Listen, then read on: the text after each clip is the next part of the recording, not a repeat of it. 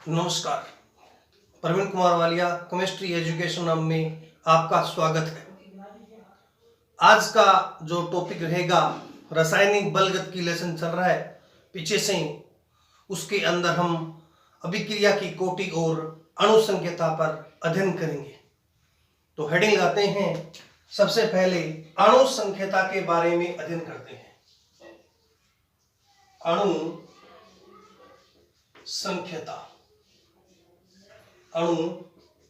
संकेता के बारे में अध्ययन करते हैं। सबसे पहले हम परिभाषा देखें इसकी। अणु संकेता की आणविकता भी बोलते हैं, किसको?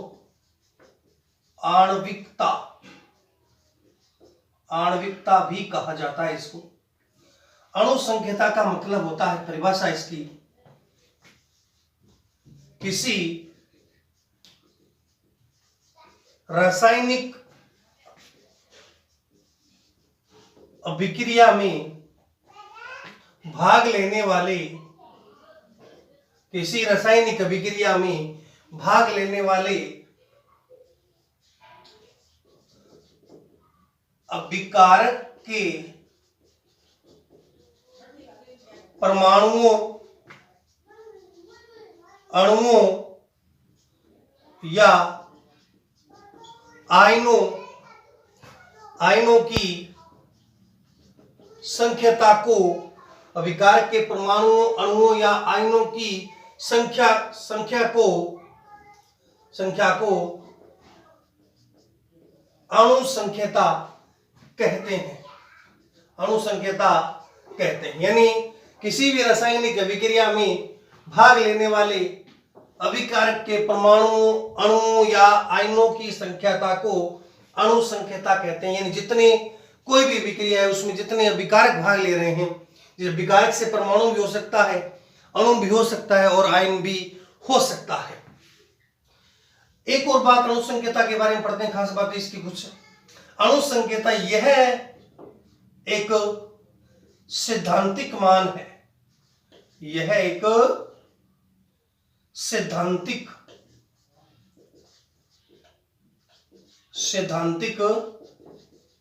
मान है। सैद्धांतिक का मतलब थ्योरेटिकल मान है। कौन सा मान है ये? थ्योरेटिकल मान है। अणु संकेता हमेशा एक पूर्ण संख्या होती है। अणु संकेता हमेशा क्या होती है? एक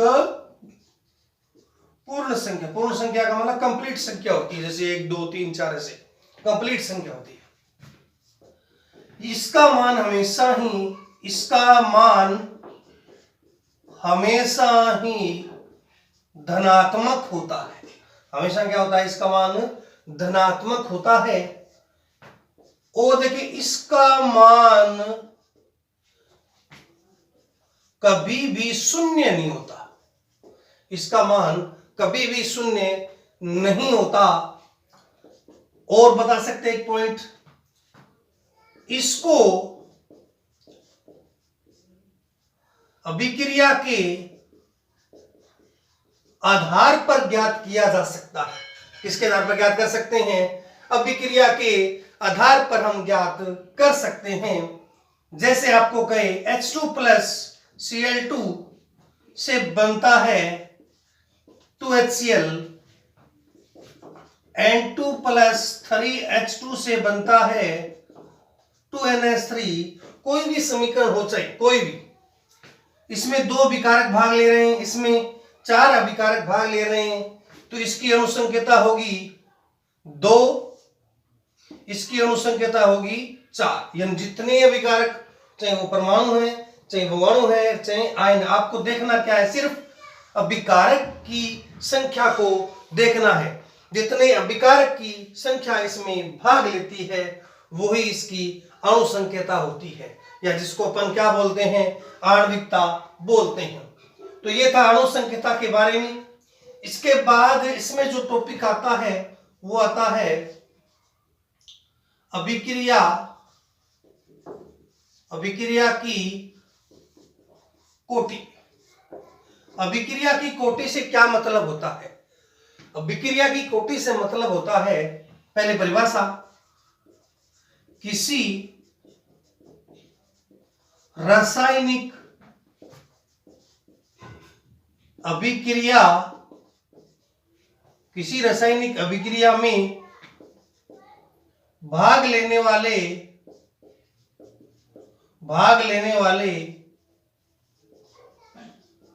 अभिकारक की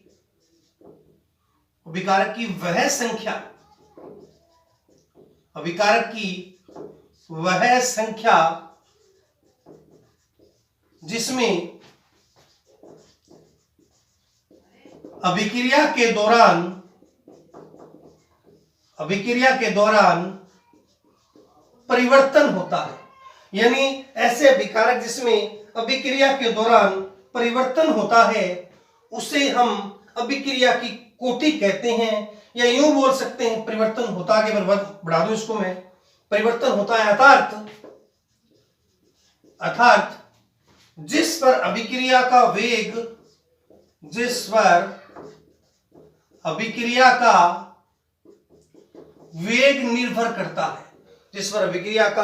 वेग निर्भर करता है, उसे अभिक्रिया की कोटि कहते हैं। यानी अभिकारक के अणुओं में परिवर्तन हो समय के साथ, या जिस पर अभिक्रिया का वेग निर्भर करता है उसे अभिक्रिया की कोटि कहते हैं। क्या कहते हैं इसको? कोटि कहते हैं। अर्थात ये नहीं है कि सारे के सारे अभिकारक पर अभिक्रिया का वेग निर्भर करता है। जैसे मान लो हमारे पास ये दोनों समीकरण वापिस है, जैसे मैं कहता हूं H2 प्लस Cl2 है, जैसे इस पे लगा दिया मैंने H न्यू, तो इसमें आपको दो अभिकारक दिख रहे हैं। ये कोई जरूर नहीं है कि इस अभिक्रिया में जो दोनों अभिकारक है इन दोनों पर अभिक्रिया का वेग निर्भर करता है, ऐसा नहीं है, क्योंकि जो अभिक्रिया की कोटि है ये एक प्रायोगिक मान है। क्या है? एक प्रायोगिक मान है, एक्सपेरिमेंट के द्वारा ही हम क्या कर सकते हैं, इसको बता सकते हैं। इसका मान शून्य हो सकता है, बहुत इंपॉर्टेंट बात है, इसका मान शून्य हो सकता है, शून्य भी हो सकता है, इसका मान पॉजिटिव भी हो सकता है, नेगेटिव भी हो सकता है, पॉजिटिव भी हो सकता है, नेगेटिव भी हो सकता है। पूर्ण संख्या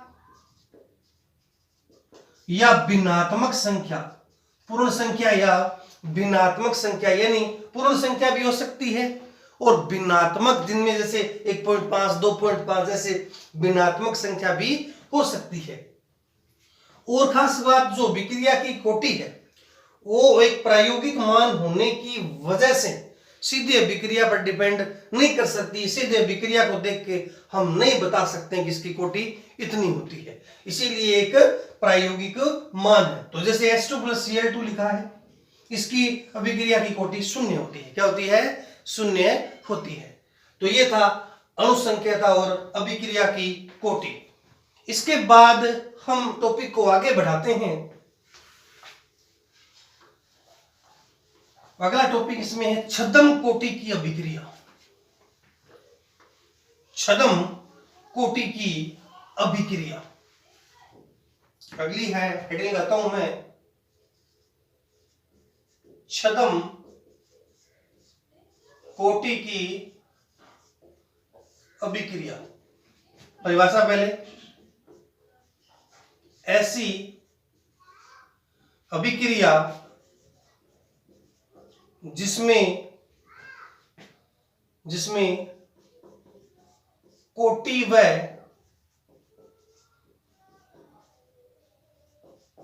अणुसंख्यता में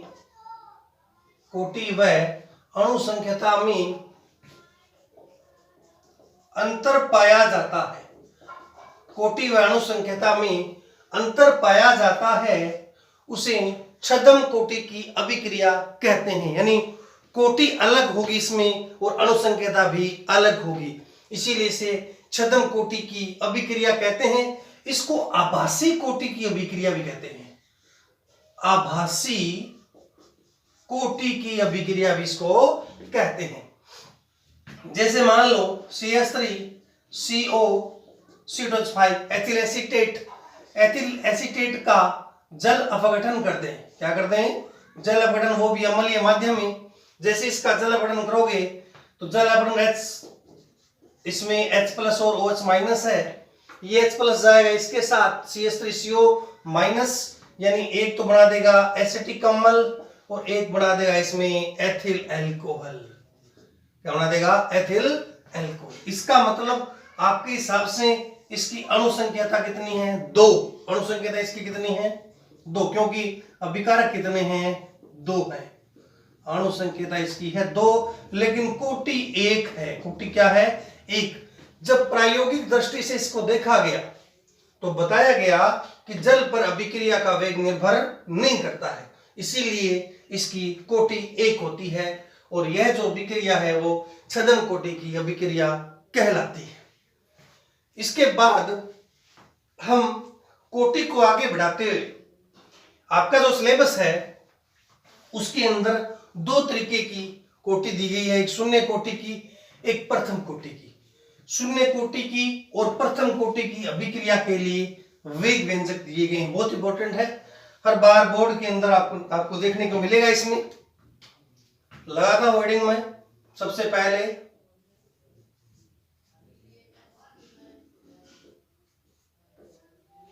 शून्य कोटि की अभिक्रिया के लिए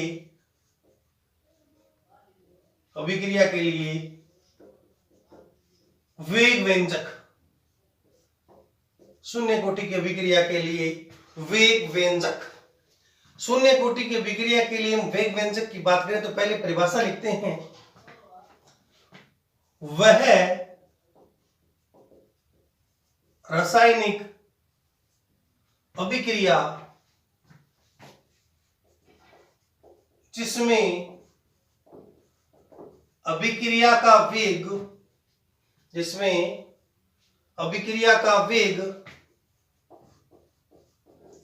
अभिकारक की सांद्रता के शून्य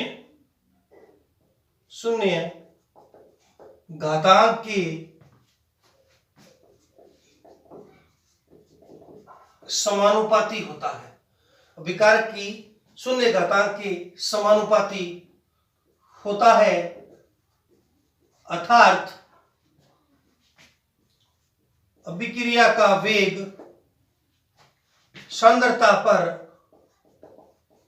निर्भर नहीं करता है। शून्य कोटि की अभिक्रिया कहलाती है। शून्य कोटि की अभिक्रिया कहलाती, यानी ऐसी रासायनिक अभिक्रिया जिसमें अभिक्रिया का जो वेग है वो अभिकारक की सांद्रता के शून्य घात या घातांक के समानुपाती होता है। यानी इस प्रकार की जो अभिक्रिया होती है उसके अंदर अभिक्रिया का वेग सांद्रता पर निर्भर नहीं करता है, इसे हम कहते हैं शून्य कोटि की अभिक्रिया कहते हैं। माना R से, ध्यान देना, R से P एक शून्य कोटि की अभिक्रिया मान लिया मैंने कहा रिएक्टेंट से प्रोडक्ट एक शून्य कोटि की अभिक्रिया है। इस अभिक्रिया के लिए वेग व्यंजक को क्या करना है? हमें स्थापित करना है। तो बढ़ाते हुए टॉपिक को आगे, इसके लिए R से P के लिए मैं अभिक्रिया वेग लिखूं। अभिक्रिया का वेग लिखें तो लिखूंगा मैं d minus D R upon dt समानुपाती R की घात 0। R की घात 0 का मतलब शून्य घात के क्या है? समानुपाती। थोड़ा मैथमेटिकल तरीके से सोल्व कर रहा हूं इसको मैं, तो इसको लिखूं मैं d R अपॉन dt। समानुपाती के निशान को उठाते हैं तो कोई न कोई कांस्टेंट लगाते हैं और जो यहां कांस्टेंट होगा वो k0, R की घात क्या आ गया? 0। जो k0 है वो समानुपातिक स्थिरांक है। समानुपातिक क्या है? स्थिरांक या शून्य कोटि की जो अभिक्रिया है उसके लिए वेग नियतांक, इसको बोलते हैं शून्य कोटि की अभिक्रिया के लिए वेग नियतांक भी बोलते हैं। हम इसको और थोड़ा आगे करते हैं, देखिए माइनस डी आर अपॉन जो dt था इसको मैं क्रॉस ले जाता हूं, सॉरी, यदि जो R0 है, R0 इज इक्वल टू क्या होता है, 1 होता है। R0 इज इक्वल टू क्या होता है, 1 होता है। तो अपनी वैल्यू क्या आ जाएगी, dr upon dt is equal to क्या आ जाएगा, k0 या minus dr upon dt, sorry dr dt में इधर ले जाऊं तो आ जाएगा k0 dt, k0 dt। इधर लिख रहा हूं, आगे में से नीचे आ जाओ ऊपर। इसको मान लिया मैंने कहा समीकरण नंबर 1, मान लिया मैंने कहा समीकरण नंबर इसको 1। समीकरण 1 को दोनों तरफ नेगेटिव से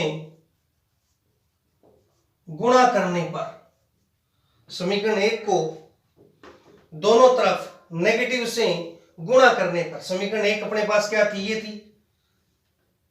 इसको दोनों तरफ नेगेटिव से गुणा करता हूं तो नेगेटिव नेगेटिव पॉजिटिव हो जाएगा, समीकरण बन जाएगी dr minus k0 dt, dr minus क्या आ गई, k0 dt।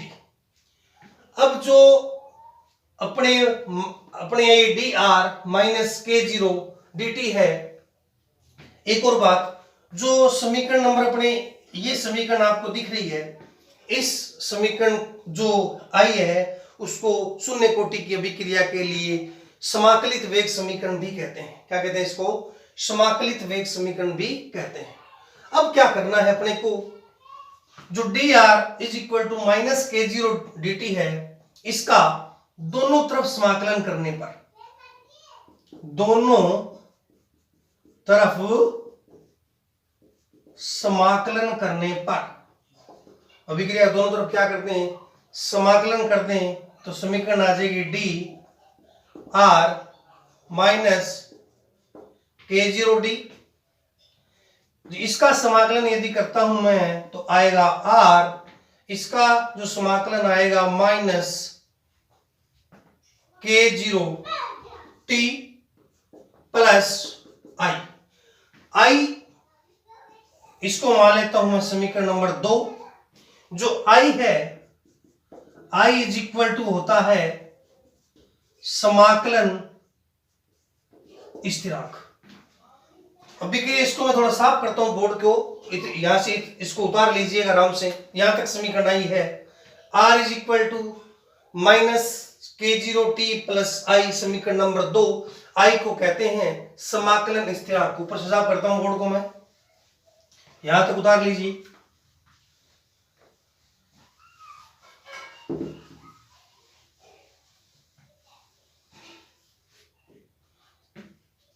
हमारे पास समीकरण क्या आई, r is equal to minus k0 t plus i, समीकरण नंबर 2। समीकरण नंबर क्या आ गया अपने पास से 2। i को मैंने क्या कहा, क्या कहते हैं इसको, समाकलन स्थिरांक। क्या कहते हैं इसको, समाकलन स्थिरांक। यदि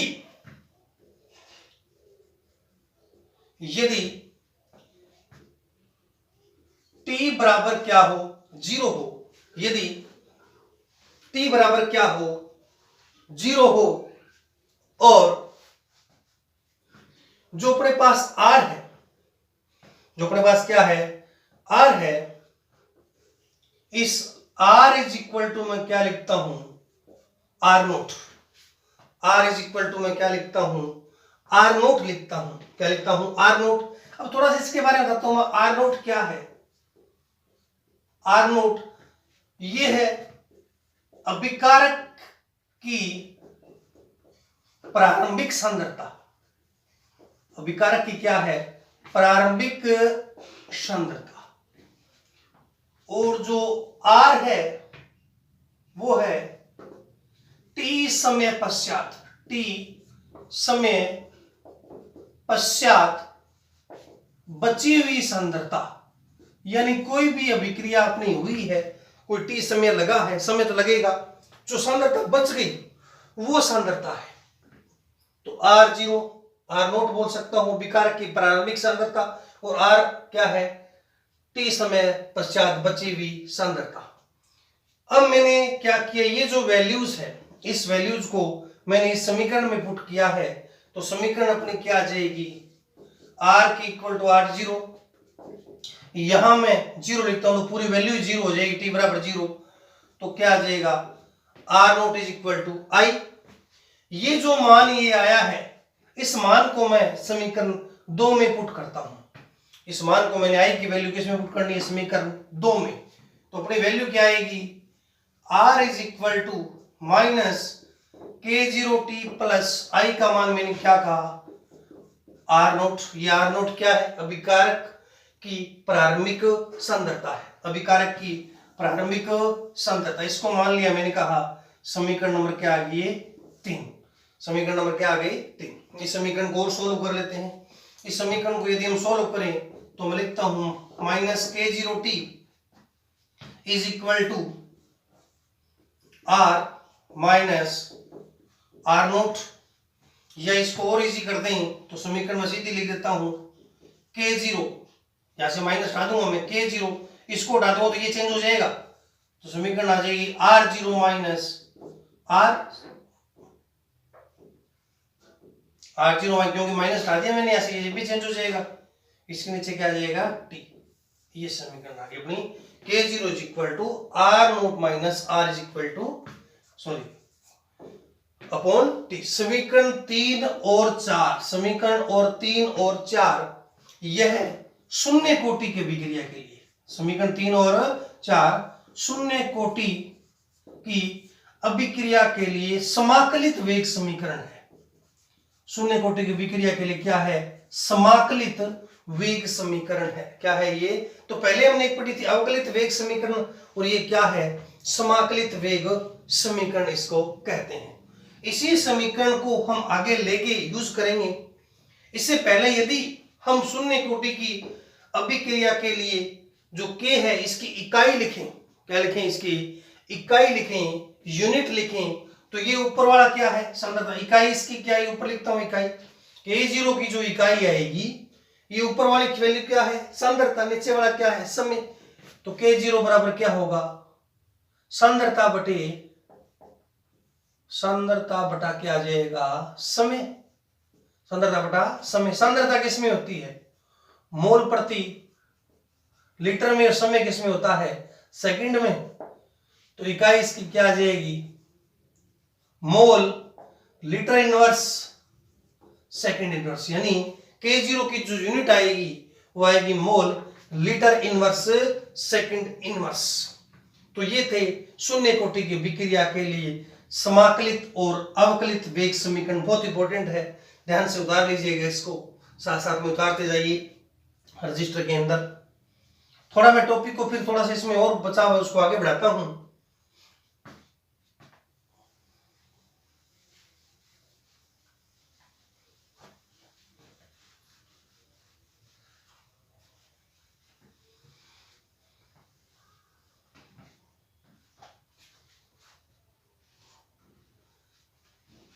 एक टॉपिक आपके इसके अंदर भी सिलेबस में है, अर्धायु काल। हेडिंग लाता हूं मैं अर्ध आयु काल, इसको हाफ लाइफ बोलते हैं, क्या बोलते हैं इसको, हाफ लाइफ, अर्धायु काल। पहले अर्धायु काल की परिभाषा देखिए, किसी अभिक्रिया में अभिकारक की आधी सांद्रता को, अभिकारक की आधी सांद्रता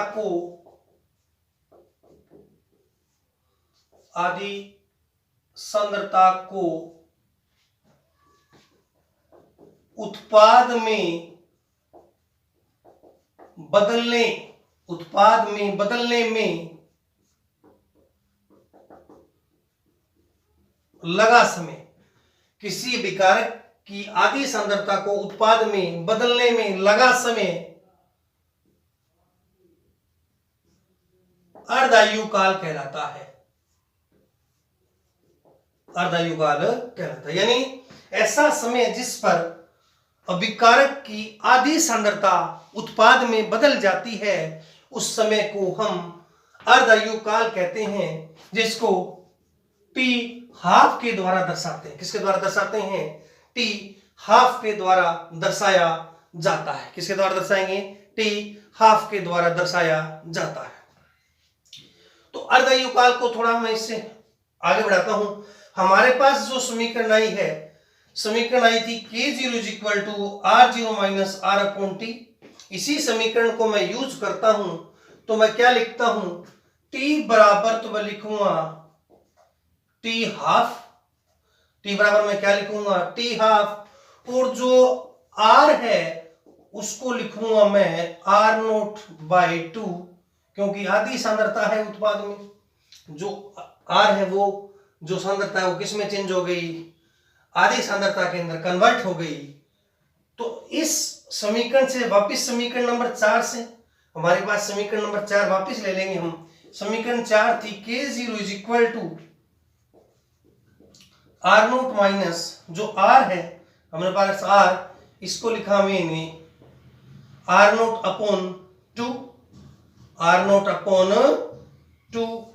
और जो नीचे क्या था T = लिखूंगा मैं T हाफ। इसको थोड़ा मैं और सोल्व कर देता हूं। देखिए इसको इसमें से माइनस करते हैं तो हमारे पास वैल्यू बचेगी R0/2 T हाफ, यानी समीकरण आ गई K0 =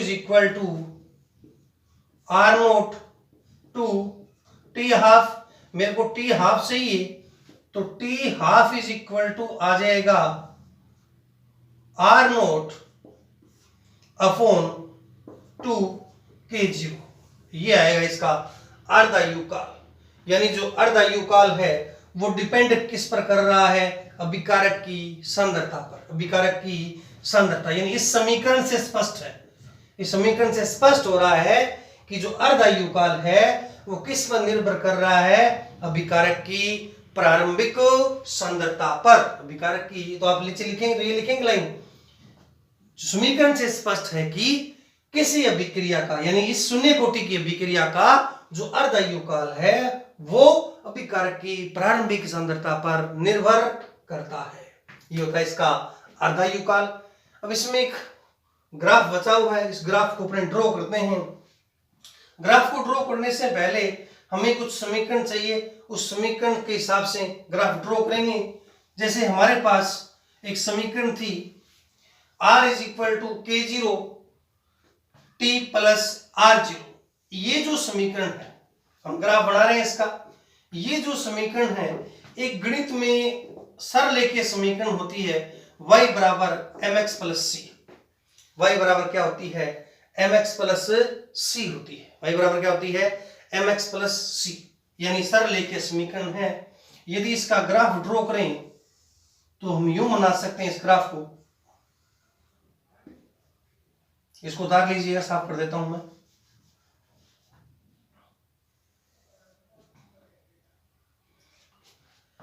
एक तरफ तो इसकी क्या है? सांद्रता है। एक तरफ इसका क्या है? समय है। यदि इसमें ग्राफ खींचा जाए तो आपको यूं एक सीधी लाइन नजर आती है। ये जो गैप है इसको कहते हैं अंतःखंड।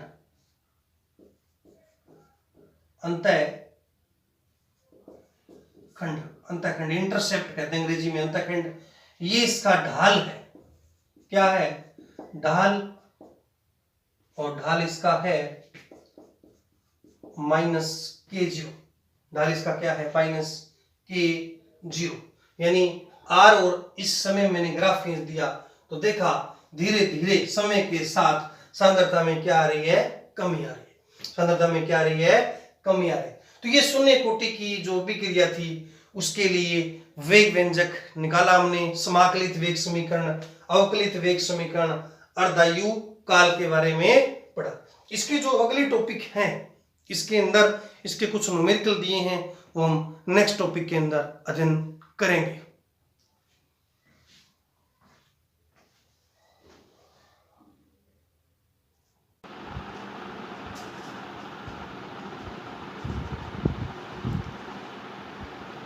टॉपिक को आगे बढ़ाते हुए हम देखेंगे न्यूमेरिकल्स के सवाल। एक अभिक्रिया में अभिकारक की प्रारंभिक सांद्रता 0.4 मोल है तथा वेग स्थिरांक 2.5 × 10⁻⁴ mole litre inverse second inverse है तो अभिक्रिया का अर्धायु काल ज्ञात करो। यानी आपको प्रारंभिक सांद्रता दी है सवाल में, यानी R0 की वैल्यू दी है 0.4 और जो वेग स्थिरांक है यानी के शून्य कोटि के विक्रिया के लिए K0 दिया हुआ है, वो दिया है 2.5 × 10⁻⁴। आपको पूछा है हाफ लाइफ अर्धायु काल। हम जानते हैं कि T हाफ बराबर होता है R0 अपॉन 2K0। R0 की वैल्यू आपको दी है 0.4 और 2 × K0 की वैल्यू दी है 2.5 × 10⁻⁴। इसको थोड़ा और इजी कर देते हैं, इस पॉइंट को इस पॉइंट से हटा देंगे तो वैल्यू अपनी आ जाएगी 4/2 × 25। इसको मैं ऊपर ले जाता हूं तो ये आ जाएगा 10⁻⁴। कितना आ जाएगा 10⁻⁴। इसको और इजी कर सकते हैं, 2 से इसको काट सकते हैं। ये तुम कॉपी के अंदर इसको सोल्व करना। यदि आप इस टी हाफ को सोल्व करोगे तो आपके पास टी हाफ की वैल्यू आएगी 800 सेकंड। कितनी आएगी? 800 सेकंड। इस सवाल को आप आराम से सोल्व कर सकते हो कॉपी के अंदर। इसको आगे काट लेना, 800 सेकंड इसका उत्तर आएगा। तरीका मैंने बता दिया। R0 अपॉन 2K0 लगाइए। R0 आपको दिया है, K0 आपको इतना दिया है, 2.5 × 10⁻⁴ आपको दिया है, वैल्यू आपको रखनी है। अगला सवाल वेरी वेरी इंपॉर्टेंट। एक शून्य कोटि की विक्रिया को 30%, ध्यान से देखिएगा, शून्य कोटि की विक्रिया है उसको 30% पूर्ण होने में 40 मिनट लगते हैं। 30% पूर्ण होने में कितने मिनट? 40 मिनट लगते हैं। तो 70% पूर्ण होने में, कंप्लीट 70% पूर्ण होने में कितना समय लगेगा? ये सवाल आपको पूछा गया है। शून्य कोटि की विक्रिया है, उसको 30% पूर्ण होने में कितने लगते हैं? 40 मिनट लगते हैं। तो पहले हमें शून्य कोटि की विक्रिया के लिए वेग व्यंजक यानी आपको पता होना चाहिए। हम जानते हैं कि K0 जो होता है वो होता है R0 माइनस R अपॉन क्या होता है? T होता है। ये हमने पीछे समीकरण से पढ़ा है। ये प्रारंभिक सांद्रता है और ये इसकी अंतिम सांद्रता है। माना प्रारंभिक सांद्रता, मान ली मैंने प्रारंभिक सांद्रता कितनी मान ली? 100 मान ली। तो मैं सवाल के अनुसार चलता हूं। पहले चलता हूं T 30%, यानी मैं T को इधर ले जाता हूं, T क्रॉस ले जाऊं तो K0 इसके नीचे आ जाएगा, समीकरण एक और आ जाएगी ना, T बराबर आ जाएगा। ये समीकरण हमें काम में लेनी है, ये वैल्यूज आपको काम में लेनी है, ठीक है भाई। अब देखो T30 के लिए आप क्या रखो? R0 कितना दिया आपको? R0 प्रारंभिक सांद्रता 100 माइनस R। देखो सवाल में देखो T30 शून्य कोटि की विक्रिया को 30% पूर्ण होने में कितने मिनट लगते हैं? 40। 30% पूर्ण होगी, 30% पूर्ण होगी तो बच गई कितनी? 70। 30 तो कंप्लीट ही हो गई तो बच गई कितनी? 70। कितने में से होगी? 100 में से। और नीचे देखो इसके क्या है? K0 को मैं K0 लिखता हूं, एज इट इज रख देता हूं, इसको नहीं लाऊंगा मैं। अब लिखता हूं मैं T 70% के लिए लिखता हूं, 70 के लिए लिखता हूं तो 100 तो है ही प्रारंभिक और 70 कंप्लीट होगी तो कितनी रहेगी? 30। नीचे क्या रह गया? K0। ये समीकरण नंबर 1 और ये समीकरण नंबर 2, समीकरण 1 और 2 से। तो मैं इसको समीकरण 1 और 2 से मैं इसको लिखता हूं, थोड़ा इसको ऊपर ले जाता हूं। ऊपर वाला सवाल उतार लिया हुआ आपने आराम से, यहां हल कर देता हूं इस सवाल को।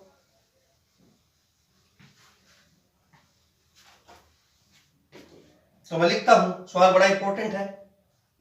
T30 upon T70, T30 upon T70, इसको घटा दो, कितना आ जाएगा? 30/K0, इसको घटा दो, कितना आ जाएगा? Upon 70/K0। इसको सोल्व करेंगे तो सोल्व करने से आपकी आ जाएगी T30 upon T70 is equal to K0 से क्या हो गया, K0 कैंसिल हो जाएगा और क्या आ जाएगा 30/70। ये कहां से आ गया, 30 इसमें से रह गया और 70 इसमें से K0 से, K0 आपकी वैल्यू कट गई। सवाल में पूछा क्या है 70% पूर्ण होने में कितना समय लगेगा, तो अपने इसको क्रॉस ले जाए तो मैं लिखता हूं T70% is equal to 70 into T30 upon बताओ क्या 30 आ जाएगा इसके, ये वैल्यूज आ जाएगी। अपने को T30 दिया हुआ है, T30 दिया हुआ है, देखो ये शून्य कोटि प्रक्रिया को 30% पूर्ण होने में 40 मिनट लगते हैं, तो आपकी वैल्यू आ जाएगी T70 इंटू T30 40/30। इसको हम सोल्व करेंगे तो 280 728 280 बटा क्या आ जाएगा 30, 728 सॉरी 728 2800 सॉरी 2800 बटा 30 आ जाएगा। इसको यदि सोल्व करेंगे, इसको आप सोल्व कर लेना, 927 ठीक है, लगभग इसकी जो वैल्यू आएगी आप सोल्व करोगे 93.33, कितनी आएगी 93.33 सेकंड इसके अंदर समय लगेगा। T70% पूर्ण होने में 93.33 सेकंड का समय लगेगा। तो ये थे दो न्यूमेरिकल मैंने शून्य कोटि के विक्रिया के ऊपर करवाए हैं। नेक्स्ट टॉपिक के अंदर फर्स्ट ऑर्डर रिएक्शन पढ़ेंगे, इसके लिए वेग व्यंजक का अध्ययन करेंगे। धन्यवाद।